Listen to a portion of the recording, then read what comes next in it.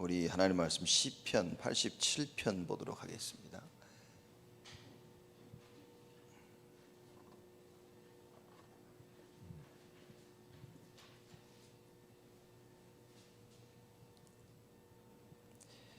시편 87편 1절에서 7절 말씀까지 교독하시겠습니다. 제가 먼저 1절 읽습니다. 그 기지가 성산에 있으며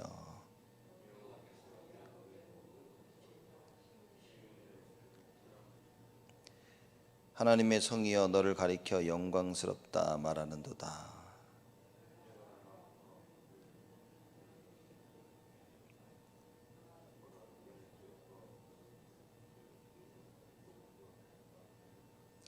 시온에 대하여 말하기를 이 사람 저 사람이 거기서 났나니 지존자가 친히 시온을 세우리라 하리로다.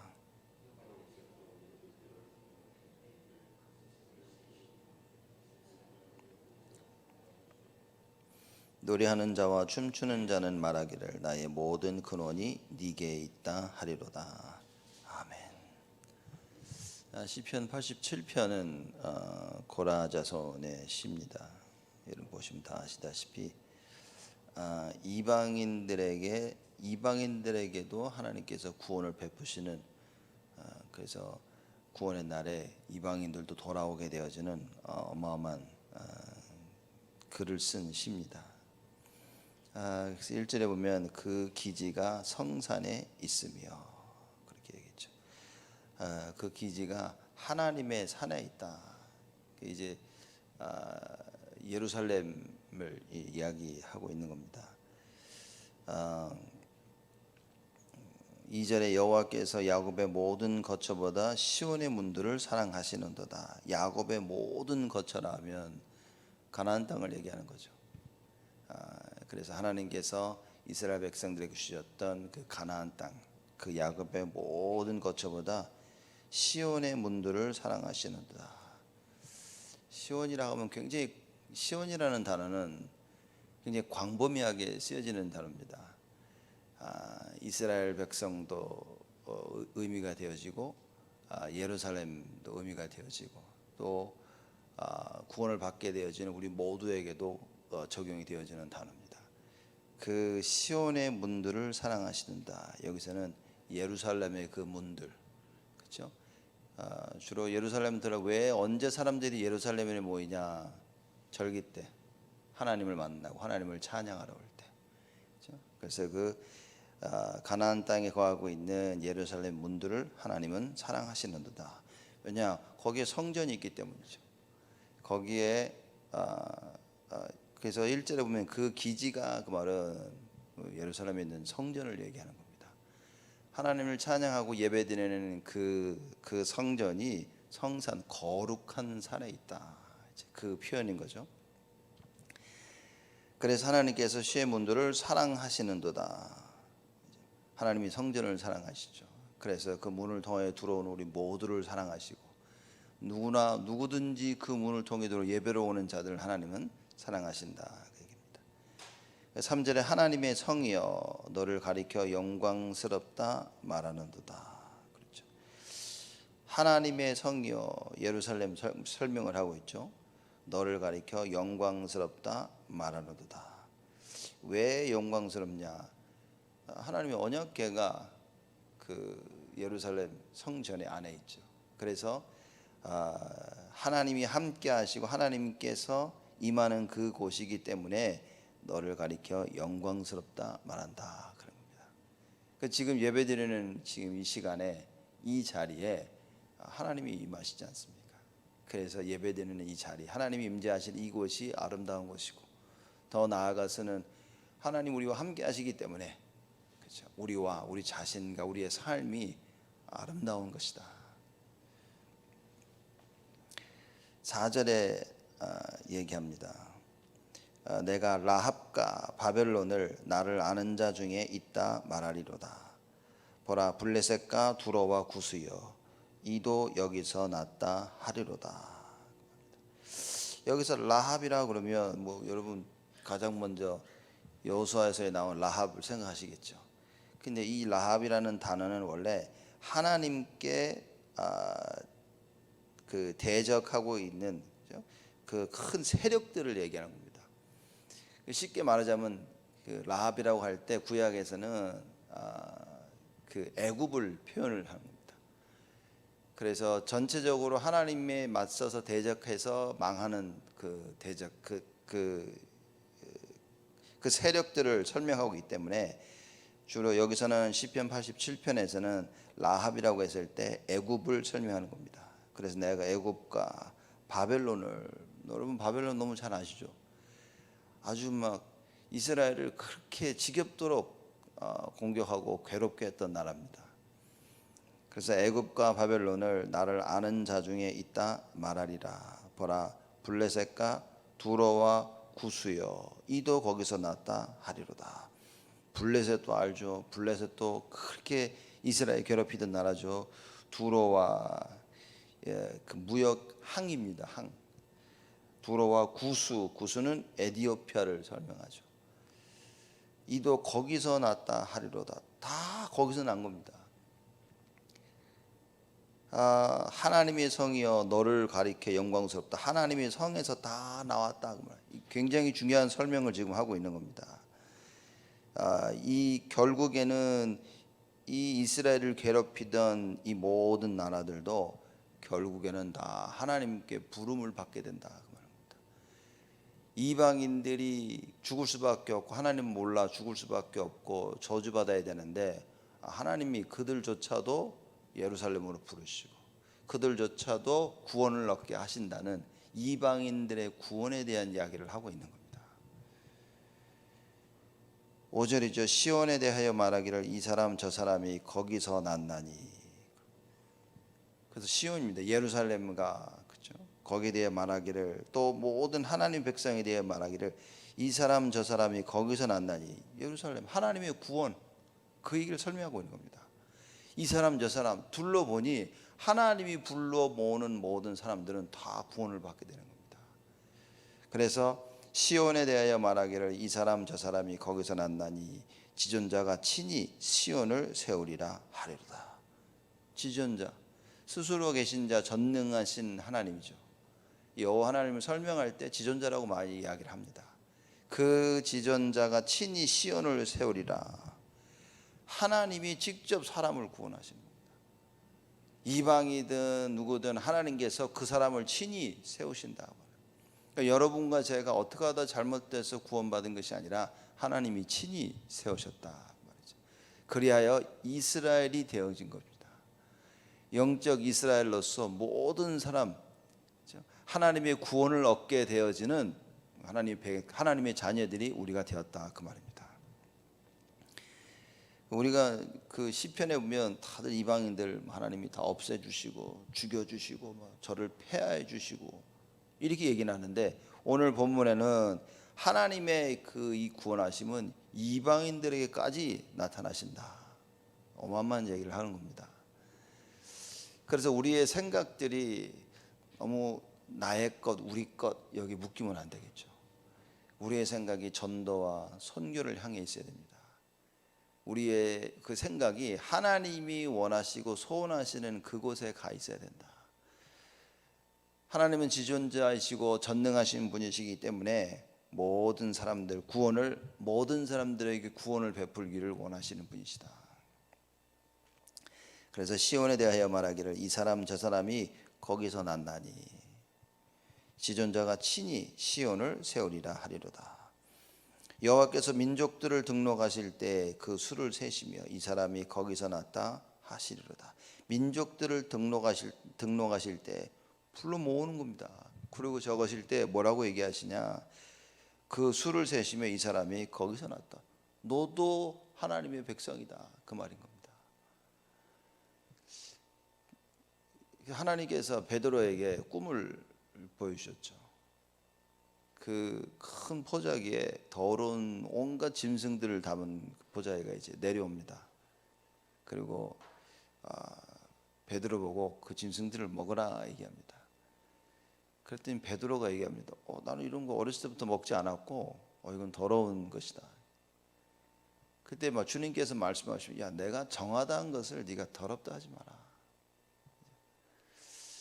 이게 참 애매한 얘기입니다. 왜냐 여지껏 구약에서 다 부정하다 해서 먹지 않았던 짐승들입니다.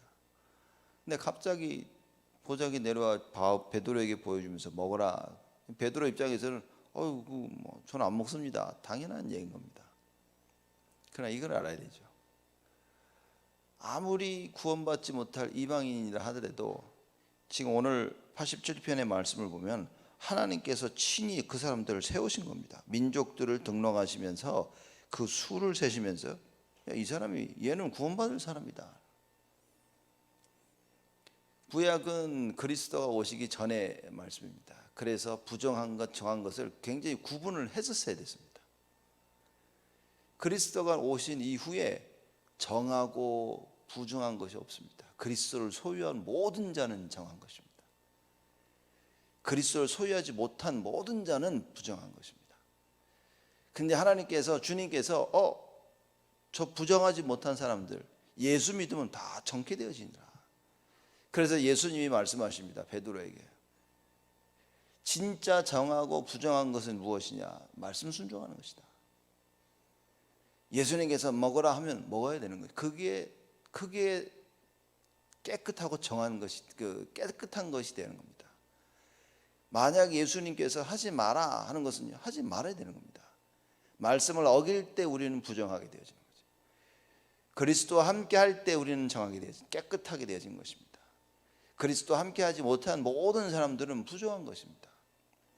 여러분과 저가 어떻게 정화해지고 순결해질 수 있냐? 하나님의 자녀로서 하나님과 함께하고 말씀 따라갈 때입니다. 다른 방법은 없습니다. 그리스도께서 오셔서 모든 것을 다 정리하신 거예요. 그리스도가 오시기 전까지는 모든 부분에 해라 하지 마라 순종하는 것입니다.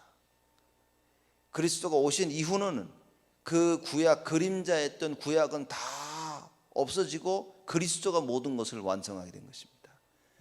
그래서 그리스도와 함께하고 그 그리스도를 따라가는 그 모든 것이 기준이 되어지는 거죠. 어마어마한 걸 지금 설명하시는 겁니다. 주님께서 말씀하신 민족들을 등록하실 때 그 수를 세시며 이 사람이 거기서 났다. 야 얘는 예루살렘에서 난 것이다. 이미 구원받기로 작정된 자다. 그래서 사도행전에 구원받기로 작정된 자는 다 믿더라. 얼마나 유대인들이 초대교회 처음 그리스도가 부활하시고 승천하신 후에 복음 전하면서 예루살렘 안에서 유대인에게만 복음을 전한 겁니다. 이스라엘 이방인들에게 복음을 전할 생각은 하지도 못한 거예요. 뭡니까? 아직도 자기들의 생각에 갇혀 있었던 거예요. 그리스도가 오셔서 구약을 다 완성하셨는데 아직도 많은 이스라엘 백성들은 아직도 많은 구원받은 그리스도인들은 구약에 갇혀 있었던 겁니다. 왜냐? 평생 들어온 게 그거였어요.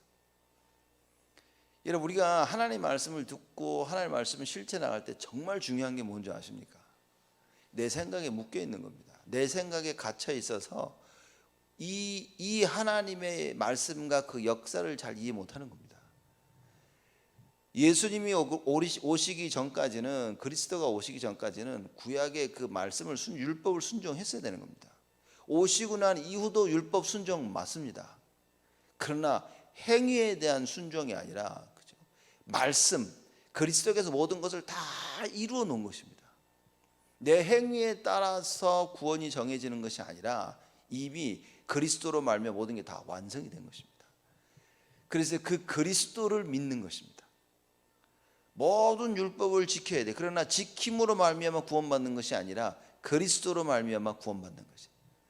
그래서 우리가 여러분과 제가 하나님의 말씀 대신 그리스도를 바로 깨닫는 것입니다. 그래서 그 말씀을 받고 순종하는 것입니다. 어떻게 보면 구약과 많이 이렇게 대립되어지고 좀 맞지 않는다라고 우리가 생각할 수 있습니다. 그러나 그렇지 않죠. 구약에서는 굉장히 율법으로 하라 하지 마라 라고 정해 줬어야만 되는 겁니다. 왜냐? 하지 않으면 죄거든요. 그래서 구약에는 아주 세밀하게 상세하게 다룹니다. 그래서 출애굽하고 나온 이스라엘 백성들에게 하나님께서는 세밀하게 얘기하십니다. 여러분 그 법을 읽어보면 정말 아주 세밀하게 얘기하십니다. 얼마나 아주 꼼꼼하게 하나님께서 이건 하지 말고 이건 해야 되고 이렇게 해야 되고 저렇게 해야 되고 철저하게 얘기합니다. 그렇게 하신 이유는 뭐냐? 왜? 이걸 몰라서 자칫 잘못해서 하지 못하게 될 경우는 죽음을 당하게 되는 것입니다. 그래서 하나님께서 이스라엘 백성들에게 법을 주시고 잘 가르치라고 말합니다. 그래서 법을 낭독하고 그랬다니까요. 법을 계속 읽고 그랬습니다. 그래서 하나님 자꾸만 가르쳐줘야 되고, 제가 볼 때는 이건 정말 맞는 얘기인 겁니다. 우리가 하나님 말씀을 자꾸 읽어야 됩니다. 법을, 율법을 알아야 됩니다. 그래서 주야로 묵상하는 자가, 율법을 주야로 묵상하는 자가 복이 있도다 그랬습니다. 왜냐? 모르면 여러분 큰일인 겁니다. 알고서 그 말씀대로 따라가고, 그러다 보니까 하나님의 그 율법의 말씀이 얼마나 나를 지키고 보호하시는지, 얼마나 사랑스러운지 이 다윗이 깨닫게 된 것입니다. 그래서 주야로 나는 묵상한다. 이 다윗이 뭐라고 그러니까 새벽에도 기도하고 아침에도 기도하고 낮에도 기도하고 밤에도 기도하고 계속 주를 바라보며 기도한다고 얘기한 것입니다. 그래서 지켜야 될, 이것을 해야 되고 하지 말아야 될 그 율법 말씀은 사실상 굉장히 중요한 겁니다. 근데 거기에 묶이면 안 된다는 거죠. 이스라엘 백성들이 그걸 지키면 구원받는 줄 알았습니다. 아니요, 그걸 안 지키면 죽는다니까요. 하나님의 백성으로서 그걸 지켰어야만 되는 것입니다. 율법을 지킴으로 구원을 받는 것이 아닙니다. 그걸 안 지키면 죽는 거라 했다니까요. 율법을 지킴으로 구원을 받는 것이 아니었다는 거예요. 율법이 구원을 가르쳐 주는 것입니다. 그래서 율법에는 사실상 은혜가 있질 않았습니다. 은혜가 있질 않았어요. 하나님의 긍휼이 있질 않았습니다. 그래서 도피성을 만들어 놓은 겁니다. 그래서 잠시나마 거기에 살아남을 수 있도록, 자칫 실수로 해 사람을 죽였을 경우 도피성에 가서 거기서 생명을 부지할 수 있도록 하나님께서 그래서 그 도피성을 만들어 놓은 것입니다. 율법은 어떻게 보면 무자비한 겁니다. 너 잘못했어? 팔 잘라. 오른쪽 다리 잘못했어? 잘라. 너 눈으로 죄를 졌어? 뽑아. 왜냐? 뽑아야 살 수 있는 겁니다. 그것 때문에 죽어야만 되기 때문에. 죄는 죄입니다. 눈에는 눈, 이에는 이였던 것이죠. 근데 그리스도가 오셔서 무엇을 완성하셨냐? 아니, 너 눈으로 죄를 졌지만 내가 십자가에서 그걸 다 치웠어. 그 값을 다 치렀기 때문에 괜찮아. 그래서 그 그리스도를 붙잡는 것입니다. 하나님의 말씀 따라 살아야 되는데, 그래서 율법을 지금도 지켜야 되는데, 그 율법으로 말미암아 율법을 지키지 못했을 때 죄값을 내가 당하는 것이 아니라 그리스도가 이미 치르셨다 그 말이에요. 그래서 우리는 그 그리스도를 붙잡는 것입니다. 그래서 하나님 말씀을 순종하는 겁니다. 말씀을 순종하지 못했을 때 그리스도가 그 모든 것을 다.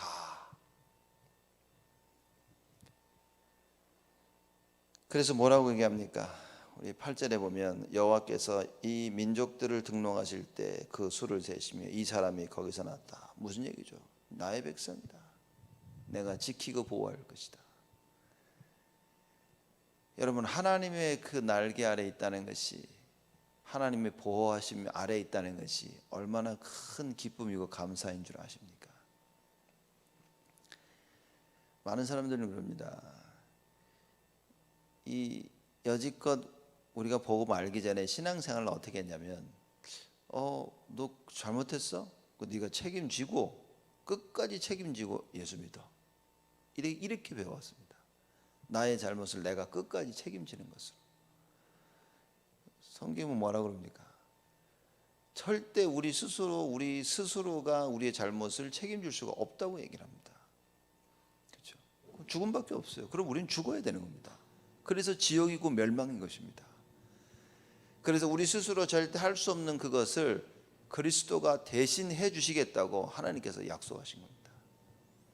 스스로 구원받을 수가 없고 스스로 빠져나올 수 없기에 하나님께서 처음부터 창세기 3장 15절에 여자의 후손이 와서 뱀의 머리를 깨부실 것이다, 그 말씀을 하신 겁니다. 그래서 오늘도 여러분과 제가 이 언약을 붙잡아야 됩니다. 이 구원받은 우리는 이 별거 아닌 것 같고 있겠지만, 여러분 이 시를 고라자손 이스라엘 백성이 쓴 겁니다. 이 당시 이방인들에게 구원이 임한다는 것은 생각지도 못하는 거였어요. 지금 어마어마한 글을 쓴 겁니다. 이거는 그 당시 이렇게 글만 써도 돌 맞아야 될 그런 상황인 겁니다. 근데 고라의 자손 중에 한 명이 뭡니까? 이방인들에게도 여호와의 구원이 임하는구나, 이 글을 쓰는 겁니다. 제가. 그래서 하나님께서 뭐라고 그러시냐, 이 사람은 거기서 놔두다. 라합이며 애굽이며 바벨론이며 블레셋이며 그리고 에디오피아며 모든 이방인들이 다 여호와의 구원을 받게 되어진다, 그 이야기를 하는 겁니다. 이건 상상도 할 수 없는 글인 겁니다. 이 당시만 하더라도. 신약에 와서도 수많은 사람들이 이방인들에게 어찌 복음이 전해질 수 있겠냐, 이렇게 생각한 겁니다. 베드로조차도 이방인들에게 복음이 전해진다는 거 상상도 못했다니까요. 하나님께서 이 베드로의 생각을 꺾으신 겁니다. 행여나 여러분과 제가 복음 알기 전에 그 율법과 종교와 불건전한 신비와 인본주의 붙잡고 있는 것이 있다면 오늘 다 버려야 되는 겁니다. 하나님이 하신다는 그 말씀을 붙잡아야 됩니다. 나와 함께 하시는 그리스도, 이걸 붙잡아야 돼요. 모든 사람들에게 구원을 베푸시는 여호와 하나님. 그래서 7절에 얘기합니다. 노래하는 자와 춤추는 자가 말하기를 나의 모든 근원이 네게 있다 하리로다. 노래하는 자와 춤추는 자, 뭡니까? 여호와의 구원을 체험했어. 여호와의 구원을 체험하니까 이제 너무 기뻐서 노래하고 춤을 추는 겁니다. 모든 노래하는 춤추는 자가 말하기를 나의 모든 근원이 네게 있다. 제가 볼 때 해석이 조금 잘못된 것 같아요. 여기서 너는 하나님인 겁니다. 그렇죠? 그러니까 우리나라 말로 당신에게 있어다, 이 요래까지는 좀 괜찮을 것 같은데, 모든 근원이 네게 있다, 당신에게 있다, 더 정확하게는 주께 있다, 이렇게 쓰는 것이 더 맞지 않나 생각합니다. 여러분과 제가 노래하고 춤추고 기쁨을 모든 하게 만드는 근원은 하나님께 있다. 그렇죠. 모든 사람들에게 구원을 베푸시는 그 근원, 그 구원을 베푸시는 자는 누구시냐? 하나님이시다. 여호와 하나님이시다, 그 얘기인 겁니다. 그래서 오늘 새벽에 여러분과 제가 무엇을 붙잡아야 되냐? 우리가 237 나라를 생각하면서 정말 어떤 마음을 가져야 되냐? 그 237 모든 다민족을 구원하는 그 근원은 하나님께 있다. 그래서 우리가 모든 사람들에게 하나님이 누군지를 알리는 것입니다.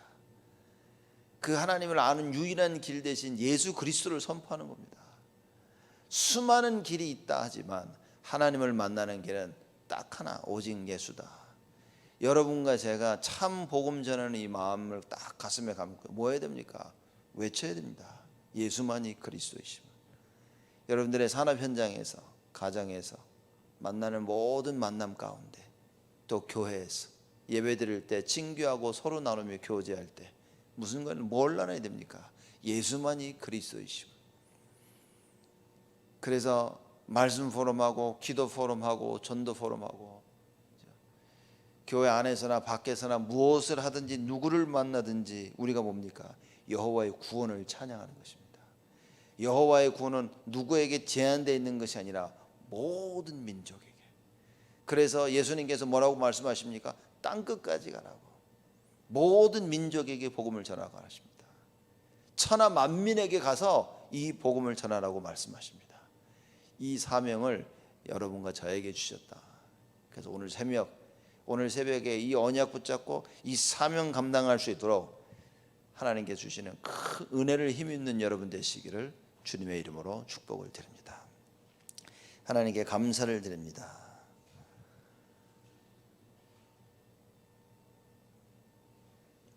여호와 하나님의 그 구원하심이 예루살렘으로부터 시작하여 모든 이방인들에까지 땅끝까지 증거되는 이 사실을 우리가 말씀을 통하여 분명히 배웠습니다. 예수의 그리스도 되신 이 사실을 천하만민 땅끝까지 전해야 될 이 사명을 가지고 참된 복음을 외치는 자들이 되게 하여 주옵시고, 우리 자신에게 우리가 서 있는 그 모든 현장에 그리스도의 증인으로 설 수 있도록 하나님 우리 모두를 축복하여 주옵소서. 증거를 허락하여 주옵소서. 방해하는 모든 흑암 저주가 무너지게 하여 주옵소서. 우리의 삶이 여호와 하나님을 향한 오직 주를 바라보는 삶이 되어지도록 하나님 축복하여 주옵소서. 이제는 만왕의 왕으로 오신 우리 주 예수 그리스도의 은혜와 하나님의 사랑하심과 성령님의 내주 인도 역사 충만하심이 여호와의 구원을 땅끝까지 증거할 우리 온 성도들 머리 위에 지금으로부터 영원토록 항상 함께 계실지어다.